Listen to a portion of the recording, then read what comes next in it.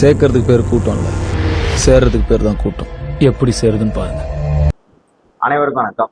தமிழ்நாட்டு அரசியல்ல பரபரப்பா இன்னைக்கு சோசியல் மீடியாலும் சரி, நியூஸ் சேனலும் சரி பேசக்கூடிய ரெண்டு முக்கியமான விஷயம்னா, ஒன்று தமிழக வெற்றி கழகத்தோட தலைமையிலான கூட்டணி, அதாவது தவேக, அதிமுக, பாமக, தேமுதிக இவங்க 4 பேர் சேர்ந்து கூட்டணி அமைக்கிறதாவும், அதாவது விஜய் தான் முதல்வர் வேட்பாளர் அப்படின்னும் ஒரு பேச்சு. ரெண்டாவது விஷயம், அதிமுகவோட தலைமை மாற்றம், அதாவது எடப்பாடி பழனிசாமியோட கையில இருக்கக்கூடிய அதிமுக தற்போது வேற ஒரு தலைவரோட கையில போப்பது, அதாவது அவரோட தலைமையை நீக்கிட்டு வேற ஒரு தலைமையிலான அதிமுக வந்து அமையும் அப்படிங்கிற மாதிரி ஒரு ஸ்பீச். ரெண்டு தான் நீங்க முக்கியமா பேசப்பட்டு இருக்கு. இங்க படுத்துற நிமிஷம்னால தாங்க முடியலையே, தலை வலிக்குதா, தலை வலிக்குதே. இதுல முதல்ல பார்த்தோம்னா தவேக பிளஸ் அதிமுக மற்ற கட்சிகளோட கூட்டணியை பத்தி பேசுவோம். அதிமுகவை எடுத்துக்கிட்டோம்னா, அதிமுக தமிழ்நாட்டை ஆண்ட கட்சி. அது மட்டும் கிடையாது, தமிழ்நாட்டுல மிகப்பெரிய கட்சி கூட இப்ப எதிர்கட்சியாவும் அமைஞ்சிருக்கு. அப்பேற்பட்ட இந்த கட்சி தவேக இப்ப நேற்று ஆரம்பிச்ச மலையில முளைச்ச காலம் தவேகாட்ட போய் கூட்டணி வைக்குமாங்கிறத நீங்க தான் கொஞ்சம் சிந்திச்சு பார்க்கணும். அதே போல தவேகால ஒரு வேட்பாளர் யாரு, என்ன ஏதாவது கவுன்சிலர் ஜெயிச்சிருக்காங்களா, இல்ல எம்எல்ஏ ஜெயிச்சிருக்காங்களா, இல்ல என்ன எதுவுமே கிடையாது. இப்பதான் இருக்காங்க. அது இடைத்தேர்தலையும் புறக்கணிச்சிட்டாங்க. நான் டைரக்டா முதல்வர் சீட்ல தான் உட்காருவாங்கிறாரு விஜய். அவரோட தலைமையிலான அதிமுக போய், அதாவது எடப்பாடி பழனிசாமி இதுக்காகவே பல சாதனை எல்லாம் பண்ணிட்டு வந்திருக்காரு இந்த முதல்வர் ஆகிறதுக்குன்னு.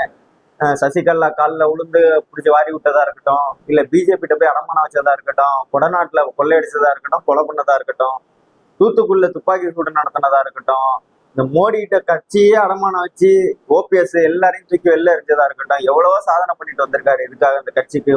அதாவது நான் தான் முதலமைச்சரா இருக்கணும்னு சொல்லிட்டு அதெல்லாம் விட்டு கொடுக்குற மாதிரி இவர் போய் விஜய முதல்வர் வேட்பாளரா முதல்ல உட்கார வைப்பாராங்கிறது ஒரு கேள்வி. ஆள் தெரியல போட்டுருக்கு. நாங்கெல்லாம் சிங்கத்தோட உண்ணாக்க வெட்டுக்குன்னு பிடிங்க திங்கிறீங்கடா மர தமிழே.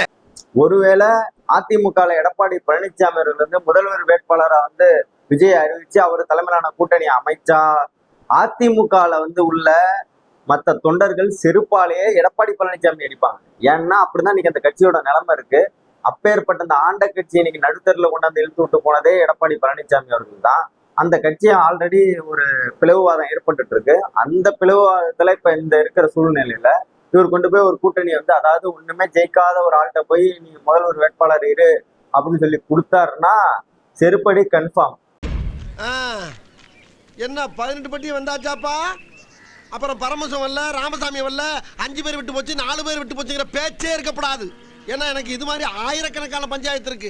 இதுல இப்ப முக்கியமா என்னன்னா, விஜயோட வந்து பிரசாந்த் கிஷோர் சந்தித்தது மற்றும் ஆதர் அர்ஜுனா வந்து சந்தித்தது தான். இந்த பிரசாந்த் கிஷோர் யாருன்னு பார்த்தோம்னா தேர்தல் வியூக வகுப்பாளர். அப்படின்னா தேர்தலுக்கு எல்லாம் வியூகம் வகுத்து கொடுப்பாங்க, இப்படி இப்படி போகணும்னு சொல்லிட்டு. அப்படிதான் இவரும். ஆனா இவருக்கு ஒரு கட்சி இருக்கு, ஜான் சுராஜ் பார்ட்டின்னு ஒரு கட்சி வச்சிருக்காரு, வேற ஸ்டேட்ல வச்சிருக்காரு. இந்த தேர்தல் வியூக வகுப்பாளர் வந்து விஜயை சந்திச்சோன்னே அப்படியே அரசியலே வந்து பரபரப்பாயிட்டு அப்படின்னு சொல்லி பேசிக்கிறாங்க. அப்பேற்பட்ட அந்த தேர்தல் வியூக வகுப்பாளர் வச்சிருக்க கட்சியில எத்தனை எம்எல்ஏ தெரியுமா? ஒண்ணு கூட கிடையாது. என்னை வச்சு ஒன்னும் காமெடி கிமெடி பண்ணலையே. இந்த பிரசாந்த் கிஷோருக்கு முதல்ல தமிழ் முழுசா தெரியுமான்னு தெரியல. இதுல தமிழ்நாட்டுக்கு தேர்தல் வியூக வகுப்பாளரா அதை வர போறாராம். வரட்டும், அவர் என்னதான் கிழிக்கிறாருங்கிறதையும் பாத்துருவோம். ஆக மொத்தம் இப்ப 2026 அண்ணன் தான் முதலமைச்சர், அதாவது விஜய் அவர்கள் தான் முதலமைச்சர்னு சொல்லி அவரை தேர்தலுக்கு தெருவில் விடுற மாதிரி சினிமா விட்டு கீழே ஒன்றதை இறக்கி விட்டுட்டு அரசியல்லையும் மக்கள்கிட்ட செருப்படி வாங்க விட்டுட்டு நடுத்தரில் பண்ணிட்டு தான் போறாங்க. ரெண்டாவது முக்கியமான விஷயம் என்னன்னா, அதிமுகவோட தலைமை மாற்றம். அதாவது ஆல்ரெடி வந்து பல தலைமையெல்லாம் மாற்றி இரட்டை தலைமை, ஒற்றை தலைமையெல்லாம் வச்சு பல பிரச்சனை நடந்ததெல்லாம் தெரியும். அதுல வந்து எடப்பாடி பழனிசாமி வந்து கட்சிக்கு துரோகம் செஞ்சுட்டாரு, கட்சியில இருக்கிறவங்க எல்லாரையும் வெளில ஏத்துறாரு, அவருக்கு வந்து சாதகமா இல்லாதவங்களை பூரா வெளில ஏத்துறாரு. அதாவது கட்சியில எங்களுக்கும் ஆதரவு இருக்குன்னு சொல்லிட்டு ஓபிஎஸ் அணி அது மாதிரி தனியா நிறைய பிரிஞ்சு போனவங்க, அதிமுக இருந்து பிரிஞ்சு போனவங்க எல்லாம் இந்த உட்கட்சி விவகாரத்தை தேர்தல் ஆணையம் வந்து விசாரிக்கணும், அப்பதான் வந்து இதுல வந்து ஒரு நியாயம் கிடைக்கும், எடப்பாடி பழனிசாமி தலைமையில இருந்துகிட்டு துரோகம் விளைவிக்கிறார் அப்படின்னு சொல்லி ஒரு கேஸை திறந்திருந்தாங்க. அதுல எடப்பாடி பழனிசாமியோட தரப்பு வந்து என்ன பண்ணியிருந்தாங்க, மேல்முறையீடு பண்றாங்க ஹைகோர்ட்ல. அதாவது நீங்க வந்து இதை விசாரிக்க கூடாது அப்படின்னு சொல்லி ஒரு தடை வாங்குறாங்க. அந்த வழக்கை இப்போ வந்து தள்ளுபடி பண்ணிட்டாங்க. அதாவது விசாரிக்க உரிமை உண்டு தேர்தல் ஆணையத்துக்கு அப்படின்னு சொல்லி அதை இது பண்ணிட்டாங்க. இப்ப இதுல யாருக்கு லாபம்னு பார்த்தோம்னா, அதாவது அதிமுகல இருந்து வெளியேற்றப்பட்ட நபர்களுக்கு தான் இது வந்து லாபம்னு சொல்லணும். அதாவது இப்ப தேர்தல் ஆணையம் வந்து இதுக்குள்ள இந்த கட்சி விவகாரத்துக்குள்ள வரக்கூடாதுன்னு சொல்லிட்டு ஒரு பக்கம் பிரச்சனை, இன்னொரு ஆள் வரணும்னு சொல்லிட்டு ஒரு பிரச்சனை. ஆனா அந்த தேர்தல் ஆணையம் வந்து உள்ள வந்தா கண்டிப்பா எடப்பாடி பழனிசாமி அவர்களுக்கு சிக்கல் தான்.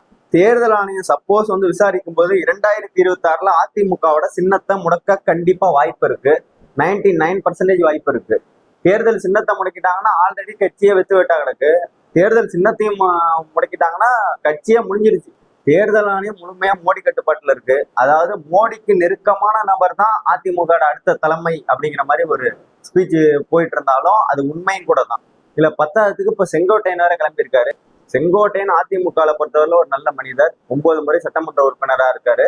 அதே போல ஜெயலலிதா அவர்களுக்கு மிக நெருக்கமானவர் மற்றும் எடப்பாடி பழனிசாமியை வளர்த்து விட்டதே அவர் தான். அவரே வெளில ஏற்றிட்டு இவர் முதலமைச்சராக உட்கார்ந்துருக்காரு. எல்லாத்தையும் பொறுத்துக்கிட்டு சரி ஓகே கட்சிக்காக இருக்குன்னு சொல்லி கடைசி வரைக்கும் பயணிச்சுட்டு வந்தார். ஆனா இந்த எடப்பாடி பழனிசாமி தற்போது செங்கோட்டையன் அவர்களை சீன்னதுனால என்ன சீண்டாதீங்கன்னு ஒரு இது கூட சொல்லியிருக்கிறாரு. அதே போல இப்ப சீன்னோன்னு அவரு ஒரு பக்கம் தனியா பிரிகிறாரு. அவர் வந்து திமுகவுக்கு வருவாரா இல்ல தாவக்கு போறாரா இல்ல பிஜேபியில இணைய போறாரான்னு அது ஒரு பக்கம், இல்ல தலைமையா வந்து அவரை மாற்ற போறாங்களா அப்படின்னு சொல்லி ஒரு பக்கம். இது போல பல விஷயம் அதிமுக நடந்துட்டு இருக்கு. 2026க்குள்ள பல பூகம்பங்கள் வெடிக்கும்னு நினைக்கிறேன். ஆனா அதிமுகவுல கூடாரம் வந்து முன்னாடி கூடாரமா இருந்துச்சு, இப்ப அதை கிழிச்சு எறிகிறாங்க அவங்க கட்சிக்காரவங்களே. அதாவது எடப்பாடி பழனிசாமி அவர்கள் இந்த தலைமைக்கு லாய்க்கு இல்லை அப்படின்னு முடிவு பண்ணிட்டாங்க அதிமுக காரவங்க. ஏன்னா வந்து இவர் நிக்கிற தேர்தல் எதுவுமே வந்து வெற்றி பெறல. இவர் வந்து இதுக்கப்புறம் அந்த கட்சிக்கு எல்லாமே இந்த விளங்காமையே போயிடுச்சு. அலை கடலான திரண்டு வந்து ஆர்ப்பாட்டமே இல்லாமல் இங்கு அமைதியாக அமர்ந்திருக்கும் என் ரசிக பெருமக்களே, உங்கள் எல்லோருக்கும் என் அன்பார்ந்த முதல் வணக்கம். அடுத்த தலைமை எஸ்பி வேலுமணியா இல்ல வந்து செங்கோட்டையனான்னு தெரியல, பொறுத்திருந்து பார்ப்போம்.